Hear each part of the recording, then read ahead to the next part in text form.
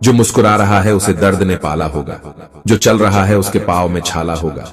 बिना संघर्ष के इंसान चमक नहीं सकता, जो जलेगा उसी दिए में उजाला होगा।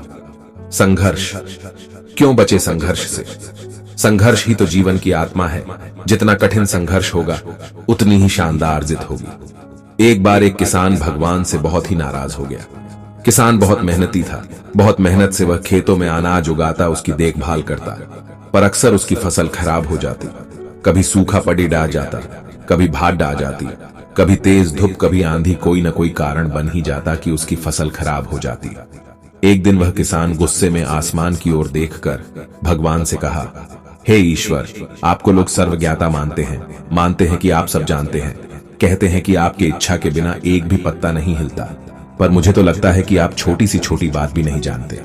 आपको तो ये भी नहीं पता कि खेती बाढ़ी कैसे करते हैं। अगर आप जानते होते तो हर समय जो बारह, आंधी और तूफान आते हैं वो कभी नहीं आते।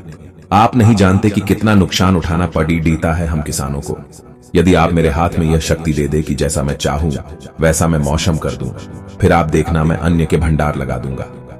भगवान इस किसान के तीखे वाक्य सुनकर मुस्कुरा रहे थे और वह किसान के सामने प्रकट होकर बोले, मैं आज से तुझे यह शक्ति देता हूं कि तुम अपनी खेतों पर तुम्हारी जैसी इच्छा ही तुम वैसा मौसम कर दोगे। मैं बिल्कुल भी दखल नहीं दूंगा, तुम्हारी इच्छा से सब कुछ होगा। किसान बहुत खुश हो गया। किसान ने गेहूं की फसल अपनी खेतों में बोई। जब उसे लगा कि खेतों को धूप चाहिए तो खेतों को धूप मिले, जब पानी बरसना चाहिए तभी पानी बरसा। आधी, तूफान, बाढ़ कुछ भी उसने अपने खेतों पर आने नहीं दिया। किसान के खेत में इस वर्ष ऐसी फसल हुई जैसी कभी नहीं हुई थी।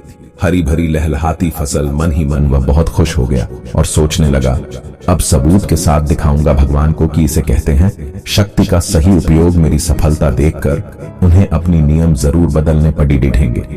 कुछ दिन गुजरे, फसल कटने को तैयार हो गए। किसान बहुत उत्सुकता के साथ फसल को काटने लगा, पर जैसे ही उसकी नजर गेहूं की बालियों पर गया तो उसने अपना सिर पीट लिया और वह रोने चिल्लाने लगा। गेहूं की एक भी बाली के अंदर गेहूं का दाना नहीं था, सारी बालियां अंदर से खाली थी। किसान बहुत दुखी हो गया। उसने भगवान को रोते हुए फिर पुकारा, हे प्रभु, तुमने ये मेरे साथ क्या किया?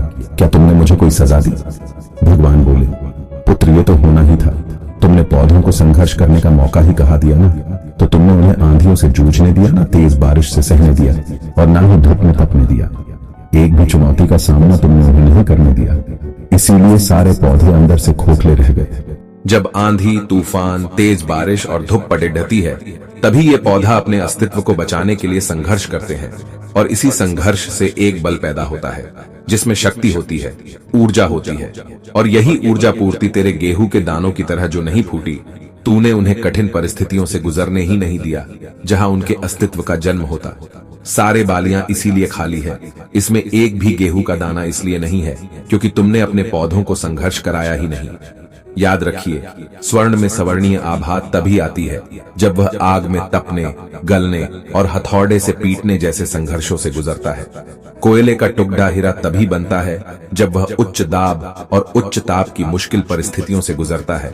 इसी तरह यदि हमारी जिंदगी में कोई संघर्ष ही ना हो, कोई चुनौती ही ना हो, तो हम भी गेहूं की बालियों की तरह खोखले रह जाएंगे। कोई अस्तित्व नहीं होगा हमारा। विपरीत परिस्थितियां, चुनौतियां, समस्याएं हमें और अधिक निखारती है। यदि जीवन में कठिन परिस्थितियां और चुनौतियां आए तो घबराना मत, बल्कि सामना करना। विश्वास करना कि आप और अधिक निखर जाओगे और अधिक मजबूत बन जाओगे। किसी ने कितना सही कहा है, जिंदगी जीना आसान नहीं होता, बिना संघर्ष कोई महान नहीं होता। जब तक न पड़े हथौड़े की चोट तब तक पत्थर भी भगवान नहीं होता।